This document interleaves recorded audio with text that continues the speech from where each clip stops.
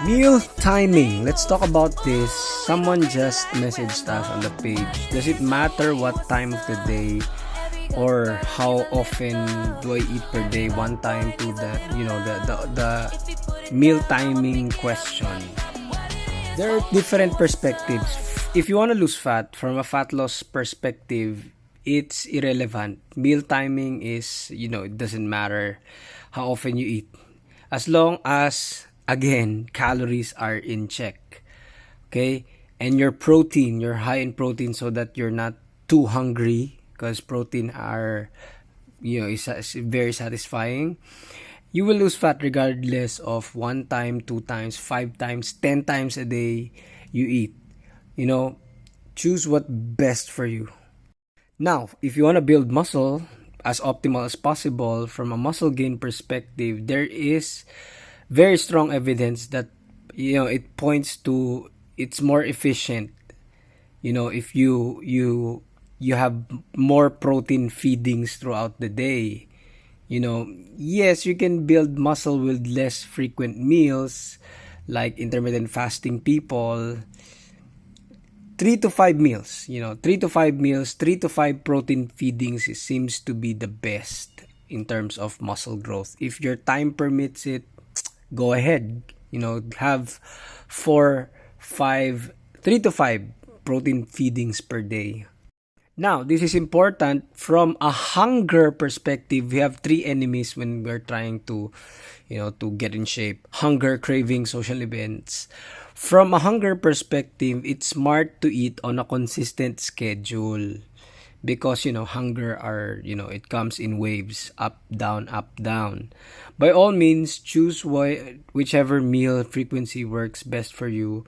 But if you try to stick to a consistent schedule, if you're so busy, your body will get hungry if you don't eat at the same times. You will get hungry if you do that. You're eating at 5 o'clock one day and then you're eating 1 o'clock.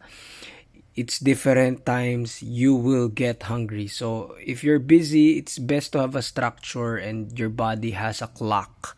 You have to realize that if we have sleep cycles, we also have hunger cycles. So eating, consistently, if it's 5 p.m., 5 p.m., if it's 8 a.m., 8 a.m., okay, have a structure. Another perspective is strength and performance. If you are trying to, you're an athlete or you're competing, try carbs and protein. Sandwich it with 90 minutes before your workout. You don't have to be overly concerned about this, but 90 minutes before workout, eat some carbs, eat a little bit of protein, at least 25 grams each, and you're good to go. It's gonna give you quite the performance boost you need, and of course some pre-workouts. Now, last but not the least, from a healthy relationship with food perspective, if you struggle with binge eating, it's usually not a good idea to do intermittent fasting as often. You will binge. Choose whatever frequency works best for you. That's in terms of being healthy relationship with food. If you are a person who likes to eat more often, then eat more often. If you're a person like me who's never hungry in the mornings and want to work consistently without breaks, no, it's best for you to intermittent fast. So pick what's best for you. That's kind of the key to everything. So when they say, "Oh, you're don't eat in the night time because you're just gonna sleep, your metabolism might stop, and you might not just digest the food." You heard that? No, okay. Metabolism doesn't stop, it doesn't die unless you're dead. Okay, and another thing they say is, "Oh, you might have the ulceration disease." It's only it's fine to skip meals if your digestive system is healthy. Plus, it's an acid issue. Okay, if you're acidic, then skipping meals is not the problem. The problem is your acidity. So address that. Okay, balance the chemistry of your body. That's kind of the solution. Okay, I'm getting weak if I don't eat. Okay, the truth is that getting weak, quote unquote, is not from the not eating part. Okay, it's a result of sugar withdrawal in the brain.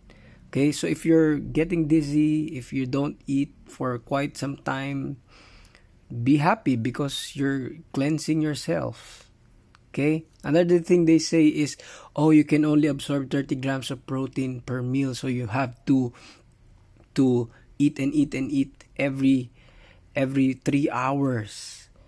Okay, if that's true, then we are not here today. If you can only, what about the famine times before?